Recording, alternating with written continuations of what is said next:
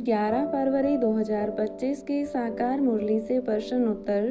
प्रश्न 1, शिव बाबा और भक्ति मार्ग के गुरुओं में क्या मुख्य अंतर बताया गया है?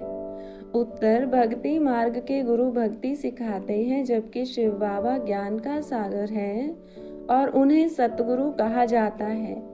वे कभी भक्ति नहीं सिखाते, केवल ज्ञान देते हैं। मनुष्य भक्ति में खुश होते हैं, पर यह माया का संग है, जबकि बच्चों का धंधा ज्ञान रत्नों का व्यापार है। प्रश्न 2, मनुष्य ड्रामा की किस वंडरफुल नूंद को भगवान की लीला समझ उसकी बड़ाई करते हैं? उत्तर, मनुष्य जिस भावना से जिसकी पूजा करते हैं, उन्हें उसका साक्षात्कार हो जाता है। वे समझते हैं कि यह भगवान ने साक्षात्कार कराया, लेकिन वास्तव में यह सब ड्रामा के अनुसार होता है। एक ओर वे भगवान की बड़ाई करते हैं, तो दूसरी ओर सर्वव्यापी कहकर ग्लानि कर देते हैं। प्रश्न 3, सत्संग क्या है और यह वास्तव में क्या नहीं है? उत्तर, सत्संग वास्तव में सत्य का संग नहीं है, बल्कि यह माया का संग है। भक्ति मार्ग में लोग समझते हैं कि वे भगवान से जुड़े हैं, लेकिन वास्तव में वे माया के संग में हैं। बाप कहते हैं कि यहाँ ज्ञान सीखा जाता है, भक्ति नहीं। प्रश्न 4, मनुष्य क्यों समझते हैं कि वे इस नाटक में पार्ट बजाने आए हैं? उत्तर, मनुष्य समझते हैं कि वे इस नाटक में पार्ट बजाने आए हैं, लेकिन वे ड्रामा के आदि, मध्य और अंत को नहीं जानते। बच्चों को यह ज्ञान है कि यह सृष्टि चक्र अनेक बार फिरता आया है और वे इस नाटक के एक्टर्स हैं। प्रश्न 5, आत्माओं का रहने का स्थान कहाँ है और यह कैसे समझाया गया है?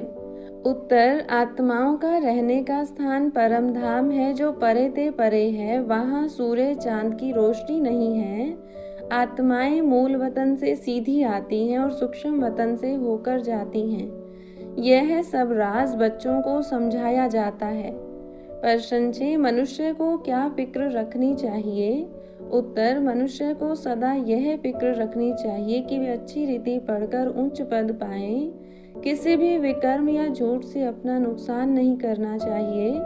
बाप से वर्षा लेने की फिक्र रखनी चाहिए। प्रश्न 7, गुप्त नशे में रहकर सर्विस कैसे करनी चाहिए? उत्तर, गुप्त नशे में रहकर सर्विस करनी चाहिए, यानी किसी भी कर्म को करते समय यह जांच करनी चाहिए कि हम कितना याद में रहते हैं। ऐसा कोई कर्म नहीं करना चाहिए जो दिल खाती रहे। प्रश्न 8, एकता और एकाग्रता को कैसे अपनाया जा सकता है? उत्तर, एकता और एकाग्रता को अपनाने के लिए एकांत प्रिय बनना चाहिए। सेवा और स्व उन्नति में एकता और दृढ़ता से आगे बढ़ना चाहिए। जैसे दादियों की एकता और दृढ़ता का संगठन पक्का है, वैसे ही सेवा के रत्नों का संगठन भी पक्का होना चाहिए। प्रश्न 9, मनुष्य श्री कृष्ण को क्यों अधिक मानते हैं और झुलाते हैं? उत्तर, श्री कृष्ण के प्रति सभी का विशेष प्यार होता है, क्योंकि उन्हें सबसे सुंदर और श्रेष्ठ माना जाता है। लोग श्री कृष्ण का साक्षात्कार होने पर समझते हैं कि वे श्री कृष्णपुरी में जाएंगे, परंतु वे नहीं जानते कि श्री कृष्णपुरी की स्थापना कैसे होती है। प्रश्न 10, आत्मा और परमात्मा का वास्तविक स्वरूप क्या है? उत्तर, आत्मा और परमात्मा दोनों ही सूक्ष्म बिंदु रूप हैं। मनुष्य इसे समझ नहीं सकते और उनकी पूजा के लिए अलग अलग रूप बना देते हैं।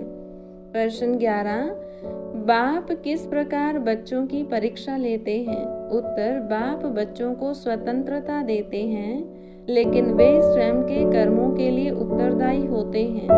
अगर कोई विकर्म करता है या झूठ बोलता है, तो वह अपना ही नुकसान करता है। प्रश्न 12, सुख स्वरूप बनने का अर्थ क्या है और यह कैसे संभव है? उत्तर, सुख स्वरूप बनने का अर्थ है कि किसी भी परिस्थिति में आत्मा दुखी न हो। इसके लिए मन मनाभव के महामंत्र का अभ्यास करना आवश्यक है, जिससे आत्मा हर परिस्थिति में परमात्मा से शक्ति लेकर स्थित प्रज्ञ बनी रहे। हर रोज की मुरली से प्रश्न उत्तर सुनने के लिए चैनल सब्सक्राइब करें और बेल आइकन ज़रूर दबाएं। वीडियो को दूसरे भाई बहनों के साथ शेयर ज़रूर करें।